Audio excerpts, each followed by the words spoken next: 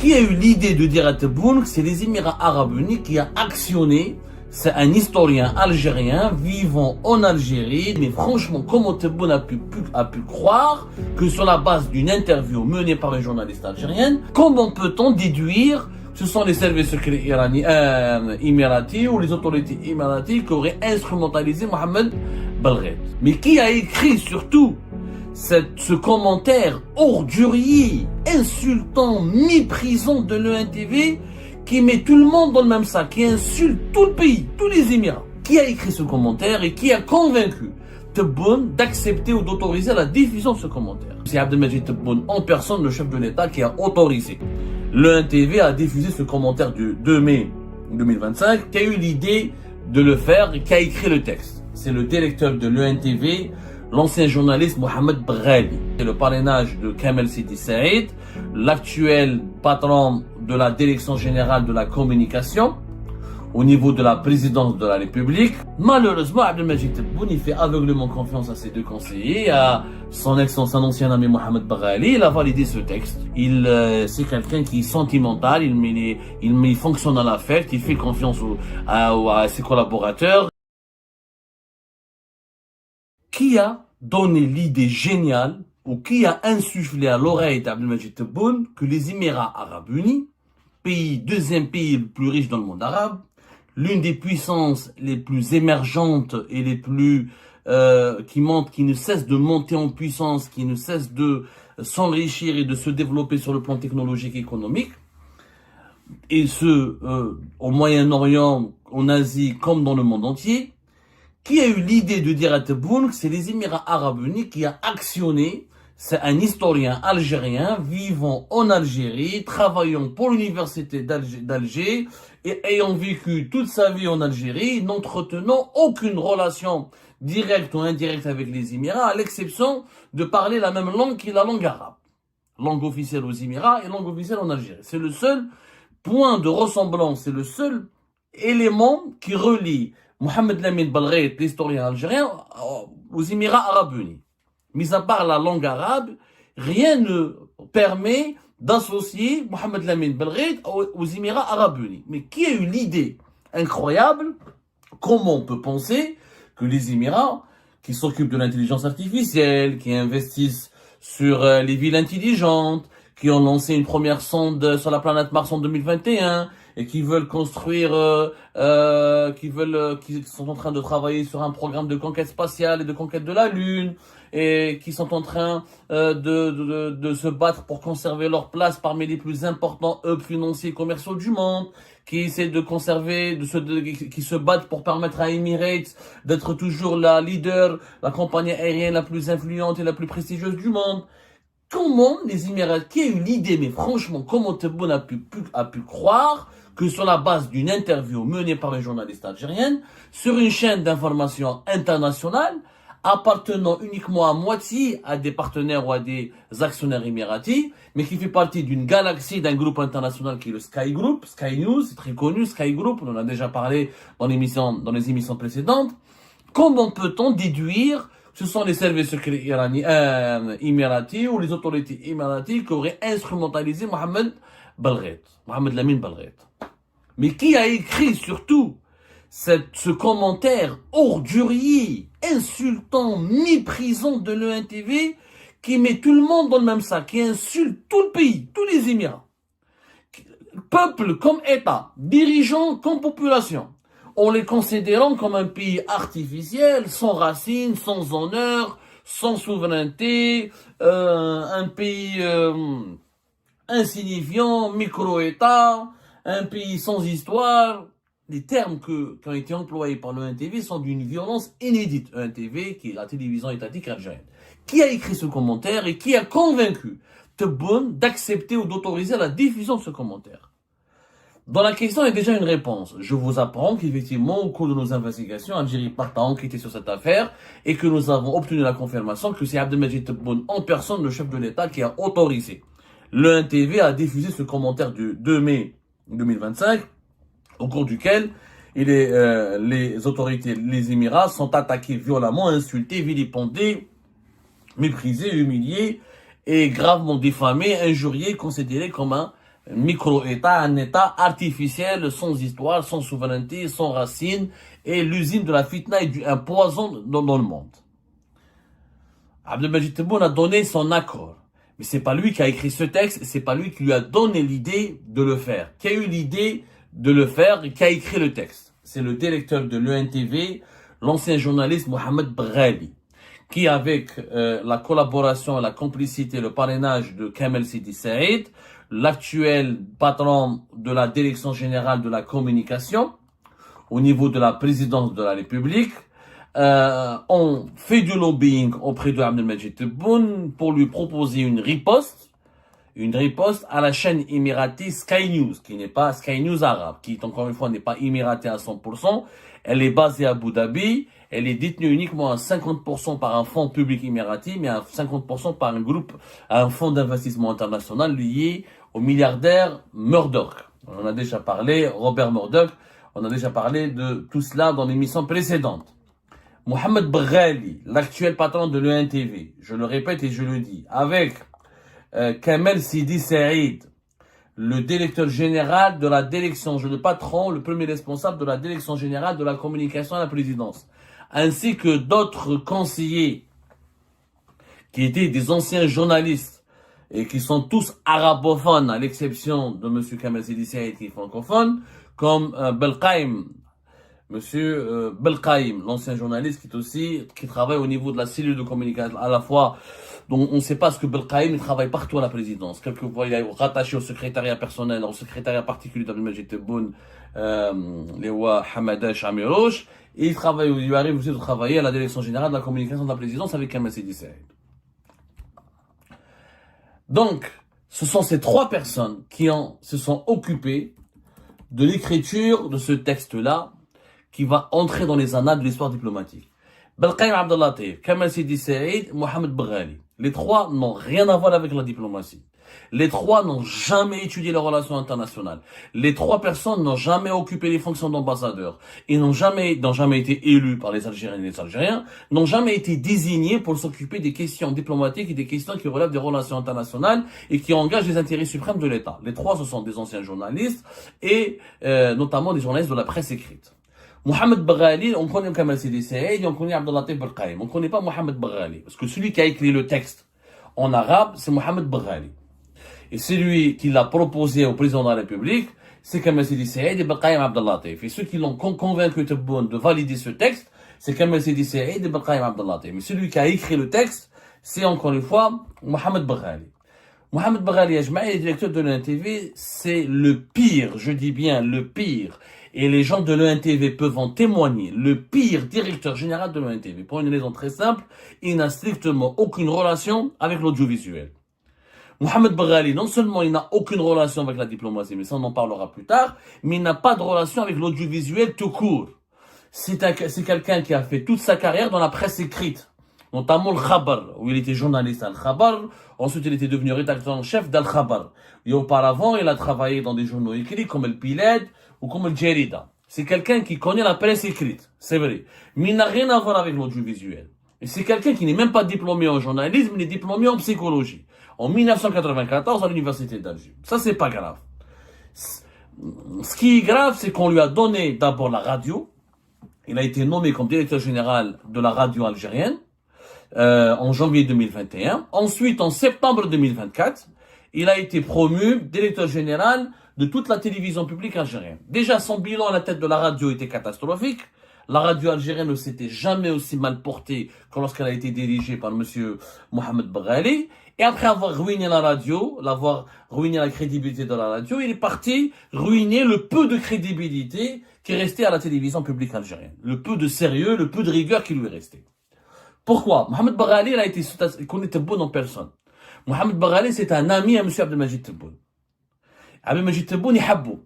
En Algérie, c'est comme ça que ça marche. Tebboune, il habbak. Tu deviens le meilleur. Si Tebboune t'aime bien, tu as toutes les portes s'ouvrent devant toi. Si Tebboune te déteste, il t'aime pas, toutes les portes de l'enfer s'ouvrent devant toi. Ou la s'ouvrent à toi. Le problème de Mohamed Brali, c'est qu'il connaît Tebboune depuis que Tebboune était ministre de l'Habitat. Depuis 2012. Et Mohamed Baghali fait partie de cette génération de journalistes, d'un groupe bien précis de journalistes, comme Abdallah Tebelkaïm, etc. et d'autres, qui ont bénéficié d'un logement, ou de l'attribution d'un logement, de la part d'Abdelmajid Tebboune quand il était ministre de l'Habitat. Abdelmajid Tebboune, dans sa qualité de ministre de l'Habitat, c'est lui qui était instruit par le gouvernement à l'époque de Bouteflika de traiter les dossiers des journalistes qui avaient qui avaient fait des demandes pour des logements d'ADL, LPP, des logements, pour des demandes de logement. Lui, il avantageait, il essayait il le faisait de bonne intention, on va dire. Il a sélectionné, il a fréquenté certains de ces journalistes. Les journalistes avec lesquels il avait le plus d'affinité, il les a aidés au niveau de son cabinet pour bénéficier de logements. Logement, pas gratuitement. Il leur a pas donné un logement gratuit. C'est de la DL, ou de l'LPP, il payait. C'est des logements qu'on obtient. C'est une aide de la part de l'État, mais c'est pas des logements gratuits. C'est des logements qui sont payés par des tranches dans le cadre de, location-vente, qui est la DL, ou d'autres formules de logement public financées par l'État, mais que le bénéficiaire peut payer par tranche ou selon un taux d'intérêt bonifié, ou avec des facilités de paiement. Mais ils ont obtenu des logements. Comme ça, Mohamed Baghali s'est lié d'amitié, il avait des affinités personnelles avec Abdelmajid Tebboune. Quand Abdelmajid Tebboune est devenu président de la République, c'est normal, il a voulu se retrouver les personnes avec lesquelles il avait le plus d'affinités. C'est tant mieux, etc. Sauf que quand ton problème, c'est que l'affinité ne suffit pas pour nommer des personnes.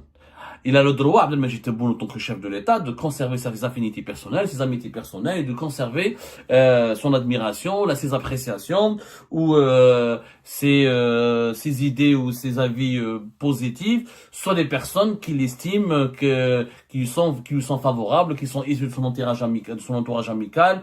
Il a tout à fait le droit d'apprécier personnellement des personnes qu'il a fréquentées, qu'il a connues de part ou pendant son parcours. C'est son droit le plus absolu. Sauf que là, c'est pas parce que l'appréciation personnelle, l'affinité personnelle ne suffit pas pour nommer des personnes dans la tête de postes sensibles. Directeur de la radio publique, avec des dizaines de radios régionales, directeur de l'ENTV, avec plusieurs filiales, etc. C'est la télévision de l'État. C'est pas n'importe quoi. C'est une responsabilité importante. C'est une responsabilité importante, ça veut dire il faut une certaine compétence. Nous avons par exemple 48 stations régionales pour la radio. Et donc, je crois 6 filiales de l'ENTV, minimum 6 filiales, je crois qu'il a. Nous avons au moins plusieurs, je crois que c'est 6 chaînes thématiques, 6 filiales, de la Amazigh, Tamazight, etc. En tout cas, 9 chaînes de télévision, voilà, 9 plutôt, pas 6, voilà, 9 chaînes. Le NTV, le PTV, c'est le télévision, l'entreprise publique de la télévision, l'établissement national de télévision, gère 9 chaînes thématiques, TV2, TV3, TV4, Canal Algérie, etc. Donc c'est quand même une responsabilité. On parle de l'établissement public de télévision. Voilà, EPTV, établissement public de télévision. Donc diriger une télévision, c'est diriger un groupe de médias publics. Il faut de l'expérience, il faut de la compétence. Et la presse audiovisuelle est totalement différente de la presse écrite. Comme la presse électronique, elle est différente de la presse écrite, de la presse audiovisuelle. C'est des domaines qui exigent des formations, de l'expérience. Et Mohamed Baghali, mis à part interviewer Tebboune dans certaines interviews télévisées au nom d'Al-Khabar, il n'a pas d'expérience. Il n'a jamais fait de l'audiovisuel. Il ne connaît pas ce que c'est que l'audiovisuel. Et l'audiovisuel, il suffit pas d'être un bon journaliste qui sait écrire. Il faut connaître le processus de fabrication des émissions, les conditions du tournage, le modèle économique des télévisions est différent du modèle économique des journaux écrits, le rythme de travail, le rythme de production audiovisuelle est totalement différent du rythme de production éditoriale d'un journal écrit. Ce sont deux mondes différents, même s'ils se rejoignent, ils se ressemblent par certains aspects. Ça reste de l'information, ça reste du journalisme, mais c'est des spécialités différentes. Mohamed Baghali, donc parce que Tebboune l'apprécie bien, parce que Tebboune l'aime bien, et parce qu'il est l'ami des conseillers de Tebboune et Ouad Belkaïm ou Kamal Sidi Saïd, et ben il a été rapidement promu à la tête de l'ENTV. Il n'y connaît rien, donc le problème en Algérie, c'est quand on nomme des incompétents à la tête d'institutions et d'entreprises et d'entités, où ils ne peuvent pas briller parce qu'ils ne sont pas compétents. Donc un chirurgien, tu lui donnes un cabinet vétérinaire, il ne pourra pas le gérer. Un vétérinaire, tu lui donneras dans un cabinet dentiste, il ne peut pas briller. Un vétérinaire ne peut pas soigner les êtres humains, les dentistes ne peuvent pas arracher les dents des animaux, c'est des choses différentes. Bah, comme il ne peut pas briller parce qu'il n'est pas compétent dans ce domaine, il s'entoure de quelques collaborateurs pour essayer de maintenir les formes, et pour briller, pour impressionner le chef de l'État, parce que Mohamed Baghali, à un moment donné, Tebboune, il l'apprécie, etc. Mais pour que Tebboune continue à apprécier les personnes qu'il place à la tête de certaines institutions stratégiques du pays, ces gens-là doivent faire des choses, doivent rendre service, doivent exceller dans un certain travail, exécuter certaines tâches, enfin avoir un bilan.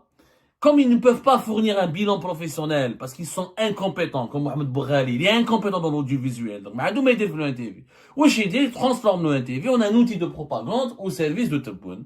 Tebboune, comme il aime qu'on dit qu'il est le meilleur du monde, le plus beau président le plus sexy, le plus sympa, le plus sérieux, le plus intelligent, quand on aime lui faire de la chita. Les gens pensent, malheureusement, c'est la culture. Il n'y a pas que Tebboune, mais donc tout, malheureusement, en Algérie, il y a une pratique qui s'appelle chita, l'excès de zèle.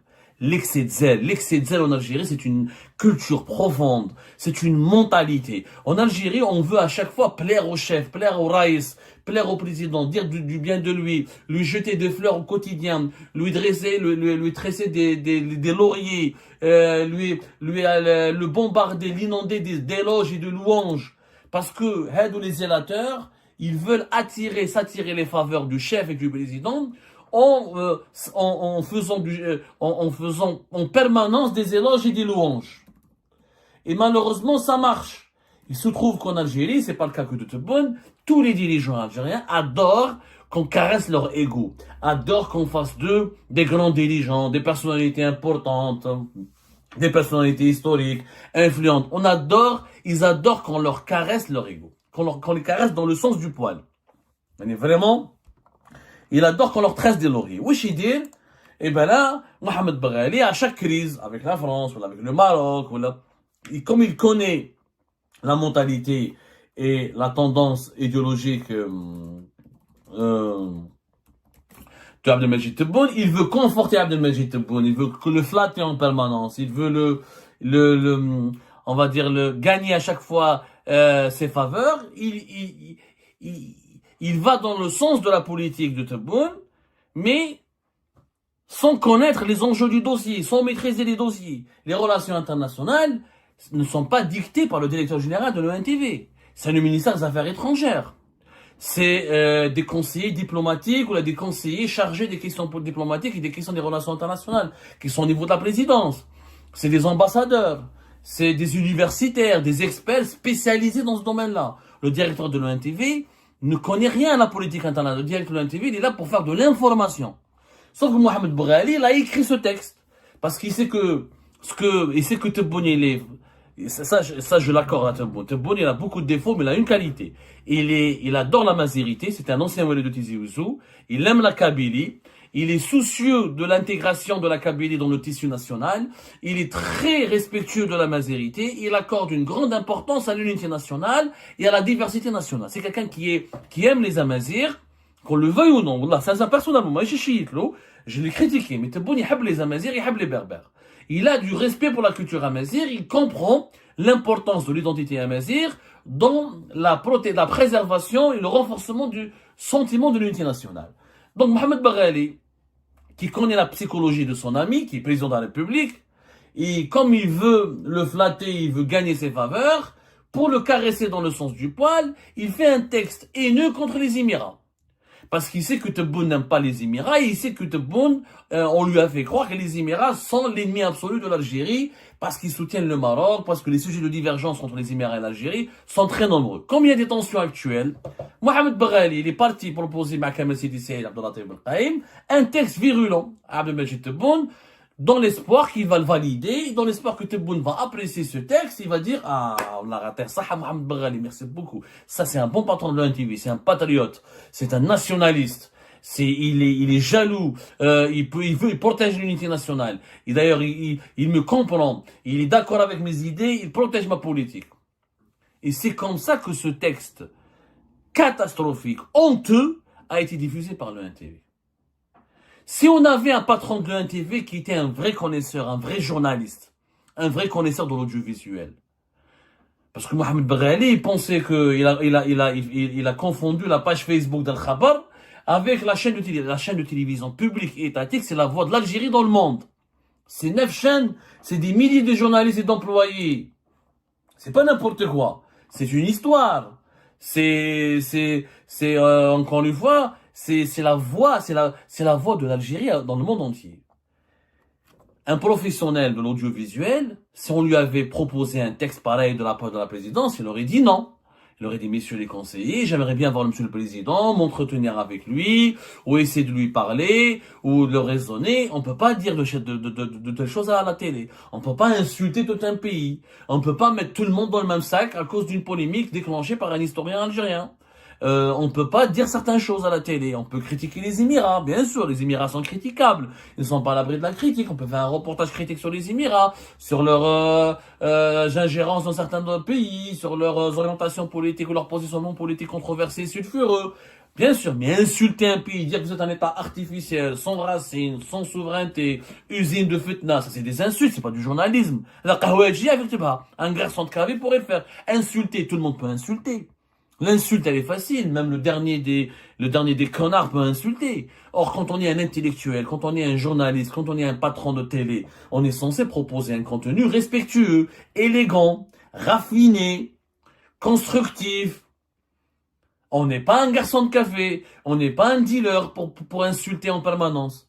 Malheureusement, Abdelmajid Tebboune, il fait aveuglément confiance à ses deux conseillers, à son ancien ami Mohamed Baghali. Il a validé ce texte. Il a validé ce texte parce que voilà, c'est quelqu'un qui est sentimental, il fonctionne à l'affect, il fait confiance à ses collaborateurs qu'il a choisis, qu'il a sélectionnés. Il pense que ses collaborateurs ne vont pas le trahir, ne lui feront que du bien. Et ben malheureusement, Abdelmajid Tebboune doit se réveiller parce que ses collaborateurs lui font beaucoup de mal. Ils lui font énormément de mal. Parce que là, au-delà de l'Algérie, de la mauvaise image que cette affaire va provoquer pour l'impact négatif et le préjudice moral sur l'image et la crédibilité de l'Algérie, c'est aussi l'image et la crédibilité d'Abdelmajid Tebboune en personne. Parce que ça ne s'est pas passé à l'époque de Bouteflika, ça ne s'est pas passé à l'époque de Boumediene, ça ne s'est pas passé à l'époque de Zerouel, ni à l'époque de Chadli Benjedid. C'est l'histoire retiendra que sous l'époque de Boun, la télévision publique algérienne a insulté un autre pays arabe, un autre pays musulman, et l'a réduit l'a ridiculisé en faisant de lui un ramassis de bédouins sans racines et sans souveraineté et sans culture. Et avec, c'est pas la peine de répéter toutes les insultes qui ont été prononcées par le NTV. Malheureusement, ça sera enregistré au détriment de l'histoire تاريخ يسجل والمستقبل لا ينتظر كما نقولوا en arabe. التاريخ يسجل والمستقبل لا ينتظر. L'histoire enregistre et le futur n'attend pas. N'attend pas. Le futur, il se construit et l'histoire n'oublie pas. L'histoire ne va pas oublier cet impair.